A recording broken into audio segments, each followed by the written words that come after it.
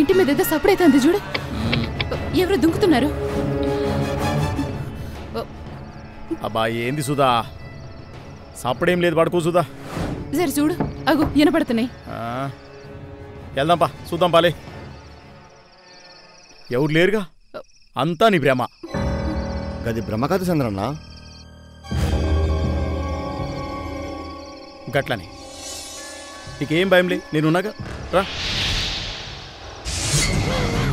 గాడు నా తానా మిత్తి మీద మిత్తి ఇగ్గి నన్ను బర్బాద్ చేసిండు. ఇది కుంటవండ్రి, ఇవాళ ఆదివారం అమాస్య, నడితో వాళ్ళ వాతి పెట్టుండ్రి. గట్లా చేస్తే ఏమైతుంది? మంది దాన్ని తొక్కుకుంటా పోతుంటారు కదా, గాడగాని తెయ్యలా గడ్డపార దిగినట్టుంటది. సచ్చిండు కొడుకు. ఇక ఓండ్రి. సరే మామ, గాయనకు నిజంగానే గడ్డపారలు దిగుతాయా? ఎవరికి ఎక్కరా? అరే నువ్వే చెప్పినావు కదా, పైసలు సుధా మంచిగా తీసుకున్నావా? పైసలు మింగుడు ఒక్కడే నాకు తెలుసు, గాలకి పగ తీరాలే. నాకు పైసలు కావాలి. యాడికన్నా వెళ్తున్నావు? పట్నం డాక్టర్ కాడికి. గీమికి మంచిగా లేదు, దినాంకింత దిగిపోతాంది, తిండి సుతా తినడం లేదు. అన్నా, ఈ పల్లెటూరు బీమార్లు పట్నం డాక్టర్లకు ఏమారు కానీ పల్లెల్లో బీమార్లు పట్నంలో బీమార్లు అని ఫరాకుంటాయా? గట్లనకు, నా మాట విను. వదినమ్మకు ఎవరో మంత్రమేసిర్రు. ఓ చందనా, ఎవరో నీ పొలంలో మంత్రం చేసి కొబ్బరికాయ కొట్టిండు అన్నా, నువ్వే చూడన్నా. మామ పిల్లగాడు ఆడుతూ పడిపోయిండు. యాడా? బడికాడా.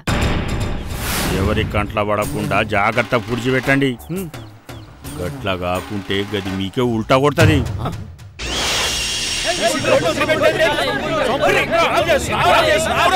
గుండు కొట్టియాలి, ఇడికి పల్లోడు కొట్టి మంత్రాలు చదవకుండా చేయాలా? బతకని యొద్దు, సంపేలగిన్ని. పోయన్నా పోయి. గత 10 ఏళ్లలో మంత్రాల పేరిట 40 మందిని చిత్రహింసలకు గురిచేశారు. 10 మందికి శిరోముండనం చేశారు. 4గురిని చంపేశారు. జరగరాని ఘోరం జరిగిపోయింది. ఒక్క క్షణం మానవత్వంతో ఆలోచిస్తే.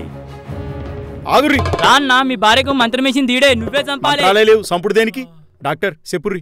సుధాకి ఉన్నది మానసిక వ్యాధి, స్కిజోఫ్రీనియా అనబడినది తీవ్రతమైన మానసిక వ్యాధి. ఇది మంత్రాల వల్ల లేకపోతే ఎవరో ఏదో చేయటం వల్ల వచ్చినది కాదు. మానసిక వైద్యుల దగ్గరికి వెళ్ళి వీటికి మందులు తీసుకోనే కానీ మంత్రగాళ్ళ దగ్గరికి వెళ్ళకండి. జబ్బు చేస్తే వైద్యుణ్ణి కలవండి, భూత వైద్యుణ్ణి కాదు. మూఢనమ్మకాల చీకట్లను వీడండి, జ్ఞానం వివేచన అనే వెలుగులోకి రండి.